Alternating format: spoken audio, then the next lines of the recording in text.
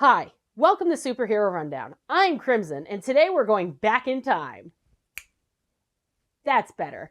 We're going to explore how historical settings affect how we view certain heroes. Specifically, looking at both The Rocketeer and The Mask of Zorro, we will be exploring how both the early 20th century and the early 19th century setting make us root more for the hero as they go up against the bad guys. Let's start with the basics. The mask. Both Zorro and Rocketeer wear masks. A lot of heroes do. But why? According to Kayleigh Donaldson, masks equal intrigue. In her article, Why Are Masks So Dang Sexy?, she explains that they are important in the development of a secret identity. Masks suggest intrigue. When you obscure a portion of someone's face, you immediately change their identity. It forces your eye to focus on specific parts of one's appearance. The sharpness of your jawline, your piercing gaze, the shape of your lips. Let's be honest, would we care so much about Batman if his mask didn't perfectly show off that impeccably cut jaw you could break glass on? Masks also mercifully cover up your blemishes, a desire we've all gone through at least once in our lives. What a mask creates is a fantasy of the unknown, a promise of the unexpected, and just a hint of danger under the right circumstances. There's the potential of discovery with that mystery, something you just don't get when your hero is wearing the full-on Rorschach sack. If we apply this to Zorro, the answer is simple. He could be anyone in Southern California in the early 19th century, which is specifically why Diego de la Vega can make a new successor when he is older and seeking revenge. For the Rocketeer, the answer is because the technology was stolen from Howard Hughes, and he doesn't want to get into trouble, even going so far as to ask Hughes to borrow it for the climax of the film. So we're going to look at the Mask of Zorro first, and show why not only is the mask important, but also the setting of the film. The film is set during the Mexican War for Independence in the prologue, then 20 years after the war for the majority of the film. Zorro fights the Spaniards for the people of California, saving the people from the corruption of Don Rafael. This is where we first meet the legendary Zorro. He's dashing, a brilliant swordsman, has a great wit, and he's with the people. All of these things make his life wonderful.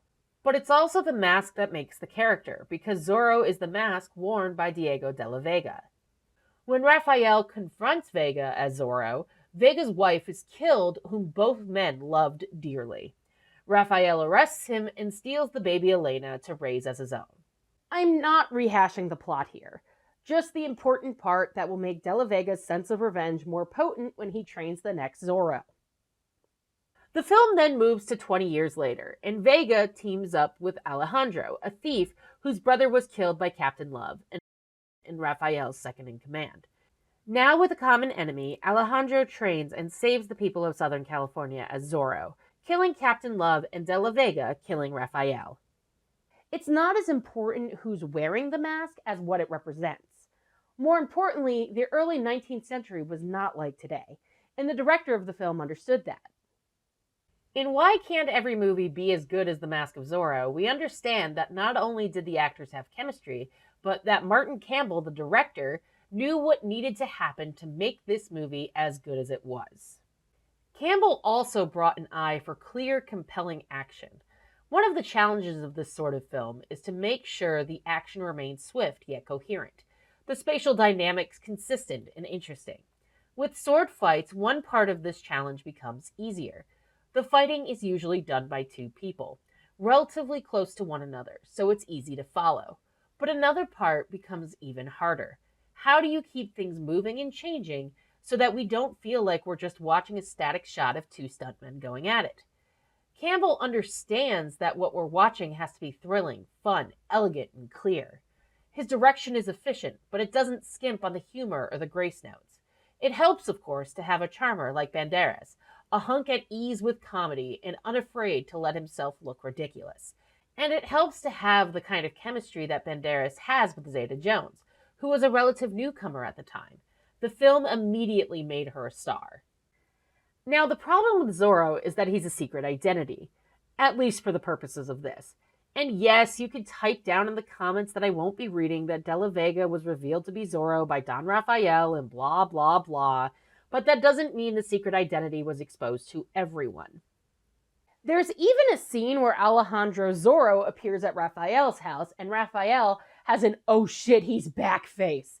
In this moment, I don't really think he told anyone what happened. But with a secret identity comes certain expectations. The ordinary, for starters.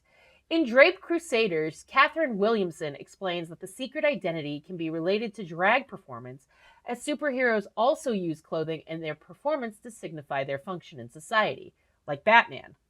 Bruce Wayne is portrayed as a playboy billionaire. Batman is a hardcore detective and a member of the Justice League. Batman is also seen as someone to look up to, while Bruce really isn't. Williamson goes further and explains the ordinary part of a secret identity. The first difficulty in exploring secret identities is deciding which identity is the secret one, the superhero or the ordinary counterpart. The answer is they both are, or rather, each is the other's secret. Clark masks Superman, Superman masks Clark.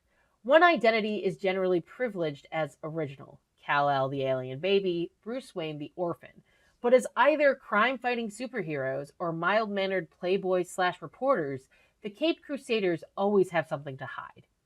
Significantly, each identity is constructed and conceals its particular secret through costume as well as performance. Hence, we have Superman's blue tights versus Clark's wire-rimmed glasses, Batman's black cowl versus Bruce Wayne's dressing gown, Zorro's black mask versus Don Diego's fashionable waistcoat.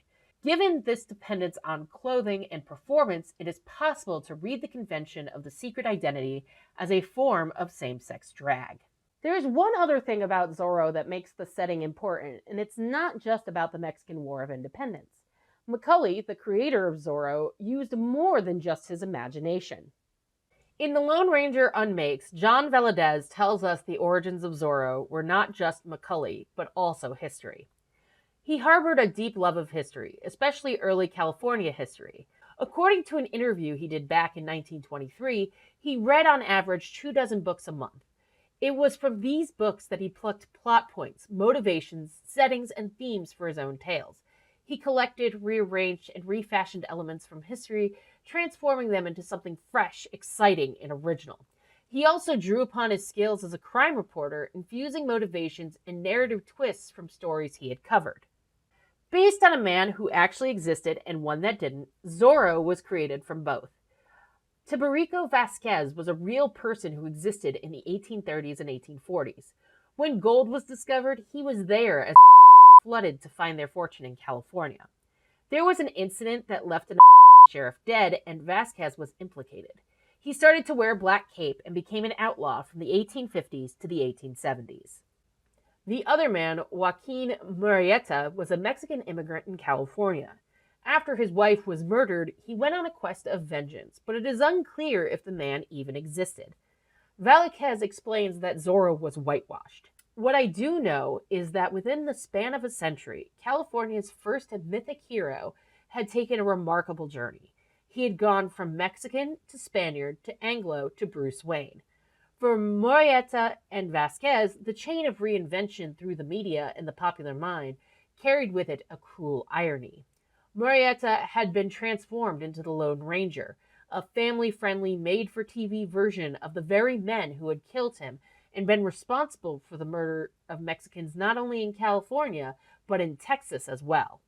Now, with all that said, let's talk about the other film where setting is important, The Rocketeer. In this film, we are transported to 1938 Los Angeles. A love letter to the movie serials of the 1930s, we have Cliff, our titular Rocketeer, discover the rocket pack and experiment with it, while Timothy Dalton appears as Neville Sinclair, the villainous guy. They use Howard Hughes as both the inventor of the rocket pack as well as the character actually meeting Cliff to get the rocket back, going so far as to show him propaganda of what will happen if the get a hold of his invention. Can we just make it aside here that Hughes actually says the feds just want to turn anything that flies into a weapon? That's not gonna haunt us, no siree.